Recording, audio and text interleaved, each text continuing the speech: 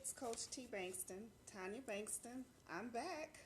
I promised that I would start being consistent on my scoping, and I am back. So far this week, I've talked to you about change and being consistent. And today I want to talk a little bit about from rejection to confidence. So, let me just start out by just letting you know who I am.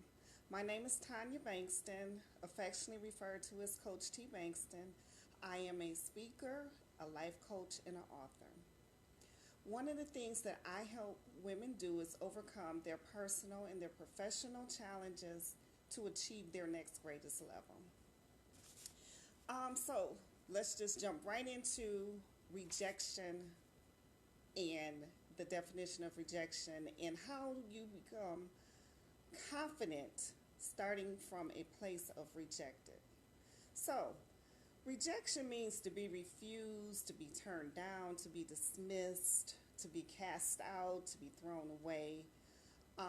As a little girl, I was always given or fed rejected messages until I became so engorged, if you will, on those messages of rejection that I started to hear that in my own voice. I started to believe it. I started to embrace it even. And it took me a long time to come to a place of acceptance of myself. One of the first things that I heard was, "You're too dark, you're too thin, you're too tall, your feet are too big, you're too dumb, you're too poor." I remember growing up, I grew up in a single home environment long before it was quote unquote popular, but I remember hearing that I was a bastard. A bastard. I was like, what is a bastard? I knew from the inference that it was not something positive. So that message of rejection, the underlying theme of being rejected was always something that was part of my consciousness.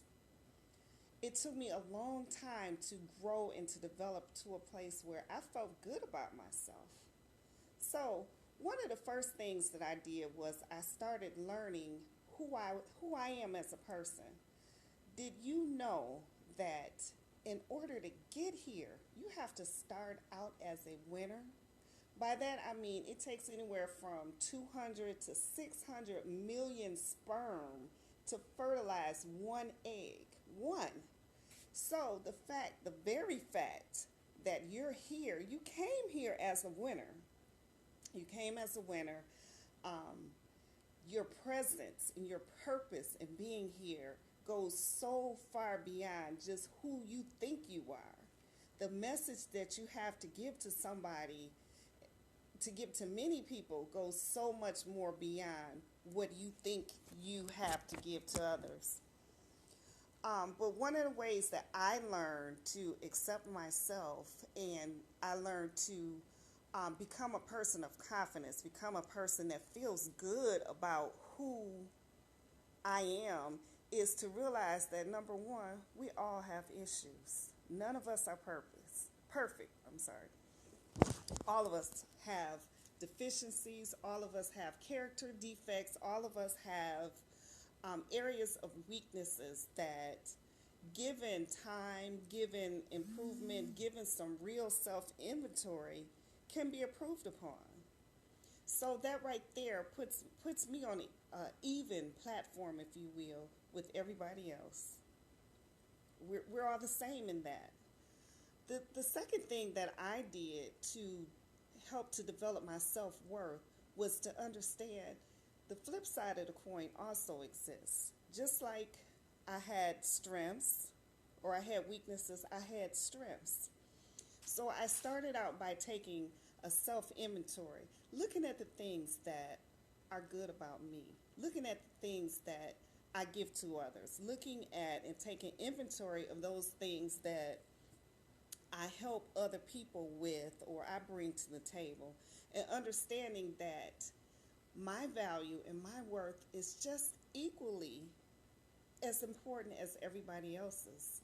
And to have that understanding that in order to embrace who I am, in order to convey a message of confidence, in order to hold my head up and feel good about who I am, I had to understand my strengths. Yes, I have a full and complete knowledge of what my weaknesses are, but even more importantly, I understand what my strengths are. I understand how I bring value to relationships. I bring value to encounters with other people. And having that understanding does wonders for your self-confidence. So I started out by taking inventory. I had to do the old-fashioned black and white, take a piece of paper, fold it in half. One side put strengths, the other side weaknesses. I mean, keeping it very, very simple. Listing from 1 to 10. I mean, in the beginning, it was hard. It was hard. It's like, okay, if you start out with your weaknesses first, you can write a full list real quickly of what your weaknesses are. But that same challenge, trying to make a determination what your strengths are, it's more of a challenge. So that is where maybe you need to start talking to some other people and say, hey, you know what? Right now I'm working on some self-improvement. Can you tell me, what do you think are some of my strengths? What areas am I good in? Another thing to do is to ask yourself, what type of things do you like? What type of things do you enjoy? What type of pursuits make you happy and give you pleasure? Those are triggers for helping you to determine what your strengths are. So I started out with that. Then another thing I started was to understand that those strengths, to understand that those positive characteristics, they could be improved, they can be built upon, as well as the weaknesses. So a good exercise that I use is to go and find out, how do I get better in those particular areas. Like one thing that I love to do, I love to encounter people and leave them with something positive.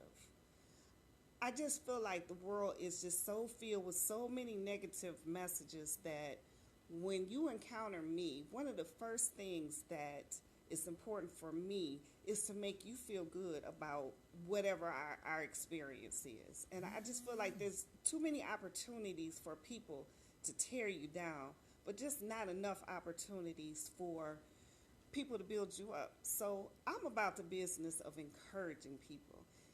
If I can be a part of your life, even for a moment, just for a moment, because we do understand that not every person is meant to be a part of your life from now on. Some people you're going to have an encounter with, it's just for that brief moment in time, you'll never see them again. But I like to be that person that in that brief moment of time, I leave you with something, if nothing but a positive seed, a word of encouragement to be watered by the next person that comes along. Or like somebody told me today, Tanya, you know what, I really appreciate you giving me some food for thought. And my instant response was, gee, you didn't know you were going to have that type of meal today. You know, just something that's off the cuff, something that's going to be different, something that's going to be unique, but something that's going to encourage or spark some change in that person. And that's what I'm all about. I'm all about change. I think that there's so much potential that each one of us are born with, that if we take and we encourage others and we try to help water and give growth and give birth to that potential, that all of us can achieve our greatness. So those are just a few examples of some of the things that I did to help me go from being rejected, being that person that always felt like she wasn't pretty enough, she wasn't smart enough, she wasn't thin enough, she wasn't light enough. She wasn't. Now it's age. Age is creeping up on me. But so now I'm trying to embrace that. And I mean, what is your alternative? You either die young or you get older. You learn to embrace it. And that's what I'm about. I'm about changing, doing better, doing more, and achieving my greatest potential and helping people that I encounter achieve their greatest potential.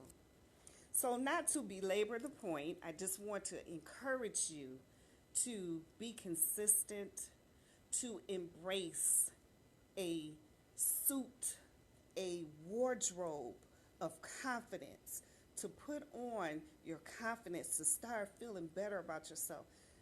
One example of a confidence builder that I do with my clients is to have them look at themselves in the mirror.